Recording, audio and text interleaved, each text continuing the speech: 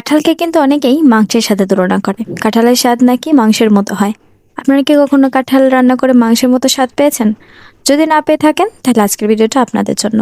দেখতে পাচ্ছেন কতটা লোভনীয় হয়েছে।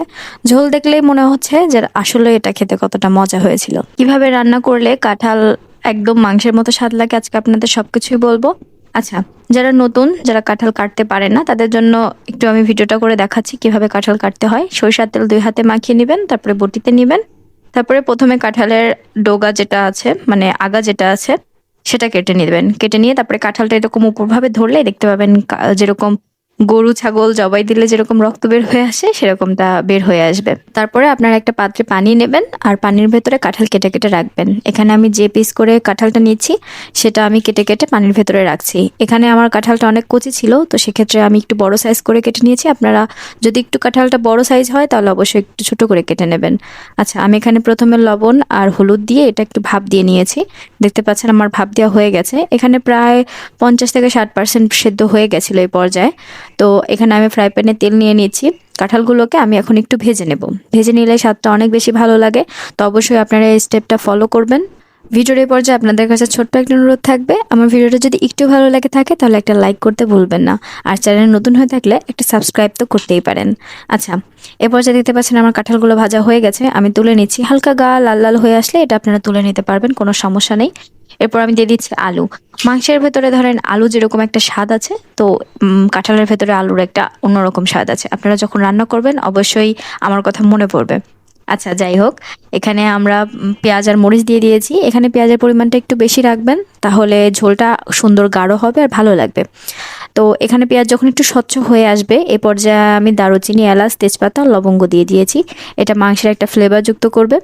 তো এখানে আপনারা যখন স্বচ্ছ হয়ে আসবে পেঁয়াজটা তখন এ পর্যায়ে দিবেন, তাহলে অনেক সুন্দর একটা গন্ধ বের হবে। আর পেঁয়াজটা অনেক বেশি কড়া করে ভেজে নেওয়ার কোনো প্রয়োজন নেই। হালকা একটু ভাজা ভাজা হয়ে গেলে এটাতে পানি দিয়ে দেবেন, তাহলে ঝোলটা অনেক বেশি ভালো হয় খেতে। আচ্ছা, এখানে ১ম এ আদা, রসুন, জিরা বাটা আমি ১ চামচ করে দিয়ে দিয়েছি। তারপরে লবণ, তারপরে মরিচের গুঁড়া, হলুদের গুঁড়া আর ধনে গুঁড়া দিয়ে দিয়েছি। মানে আপনাদের বাসাতে মাংসের ব্যবহারের জন্য যে ধরনের সব মশলাই মোটামুটি দিতে পারবেন। তবে অনেক বেশি মশলা ব্যবহার করতে যাবেন না। অনেক বেশি মশলা ব্যবহার করলেই যে রান্নার টেস্ট হয় ব্যাপারটা কিন্তু একদমই এরকম না। অনেক বেশি মশলা ব্যবহার করলে খাবারের আলাদা একটা টেস্ট নষ্ট হয়ে যায়। আচ্ছা, এরপর যে কথা বলতে বলতে কিন্তু আমার মশলাটা এদিক কষানো হয়ে গেছে। দেখতে পাচ্ছেন তেল উঠে না আসা যা পর্যন্ত ঢাকনা দিয়ে আমি অপেক্ষা করছি। অবশ্যই মশলাটা কষানোর ভেতরেও কিন্তু তরকারির স্বাদটা নির্ভর করে। তো অবশ্যই মশলাটা ভালো করে কষিয়ে নেবেন। এরপর আমি ভেজে রাখা কাঁঠাল আর আলুগুলো দিয়ে দিচ্ছি। এরপর যে আমার দেখানো প্রত্যেকটা স্টেপ একদম দেখে সুন্দরভাবে ফলো করবেন, তাহলে অবশ্যই আমার রান্নাটা যেরকম টেস্টি হয়েছিল সবাই খেয়ে প্রশংসা করেছে, আপনার রান্নারও প্রশংসা করবে। আমি আবারও বলছি, আমার কাঁঠালটা একটু কচি ছিল, দেখে বুঝতে পারছেন অনেক ছোট ছিল। তো সেক্ষেত্রে আমি সাইজটা বড় করে নিয়েছি যাতে এটা একদম ঘেটে নষ্ট না হয়ে যায়। তো সেক্ষেত্রে আপনারা অবশ্যই আপনাদের কাঁঠালের সাইজটা একটু ছোট রাখার চেষ্টা করবেন যদি সেটা একটু বড় হয়। তো আমি এখানে পানিটা দিয়ে দিচ্ছি। এই পর্যায়ে পানি দেওয়ার পরে দেখতে পেয়েছেন আমি কিন্তু এখন পানি ব্যবহার করেছি। এতক্ষণ পর্যন্ত পানি শুধুমাত্র যে মশলাটা ছিল সেই মশলার ভেতরে কিন্তু আমি ভেজে নিয়েছিলাম। এ পর্যায়ে আমি পানি দিয়েছি কষিয়ে নেওয়ার জন্য।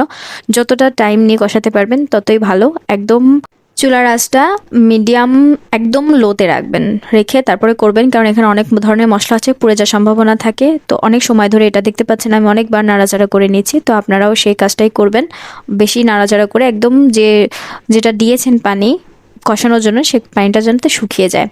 দেখতে পাচ্ছেন এই পর্যায়ে আমার পানিটা একদম শুকিয়ে এসেছিল আর লেগে লেগে যাওয়ার মতো হয়ে এসেছিল। তো এই পর্যায়ে আমি ঝোলের জন্য পানি দিয়ে দিয়েছি। এখানে আমি পরিমাণ মতো পানি দিয়ে দিচ্ছি। অবশ্যই পানিটা দেওয়ার চেষ্টা করবেন একটু বেশি করে, তাহলে ঝোলটা অনেক বেশি ভালো হয়। যে মশলাগুলো এতক্ষণ পর্যন্ত ভাজা ভাজা হয়ে লেগে গেছে কাঁঠাল আর আলুর গায়ে সেগুলো বেরিয়ে আসবে আর খুবই সুন্দর একটা ঝোল হবে। তো এই পর্যায়ে আমি মনে হয়েছে আমার কাছে লবণটা একটু কম আছে, তো এই পর্যায়ে আমি লবণটা দিয়ে নিলাম। আপনারা অবশ্যই চেক করে নেবেন। আর কাঁঠালটা সেদ্ধ করার সময়তেও কিন্তু একটু লবণ দেওয়া হয়েছিল আর পরবর্তীতেও লবণ দেওয়া হয়েছে, সেদিকে অবশ্যই খেয়াল রাখবেন। এখানে আমি কিন্তু ওই যে যে ম্যাজিক মশলাটা আছে সেটা আমি দিয়ে দিব লাস্টের দিকে, নামানোর 2 মিনিট আগে আমি দিয়ে দিচ্ছি।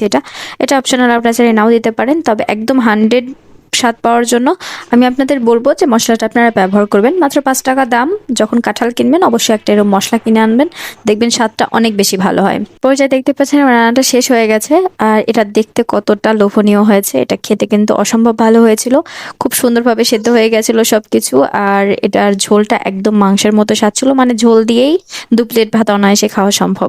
আপনারা বাসায় একবার হলো ট্রাই করে দেখবেন, যারা কাঁঠাল খেতে পছন্দ করেন না। এভাবে রান্না করে দিলে মাংস ভুলে যাবে, এটা আমি বলে দিচ্ছি।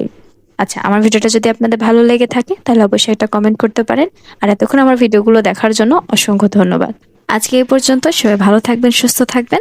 আসসালামু আলাইকুম।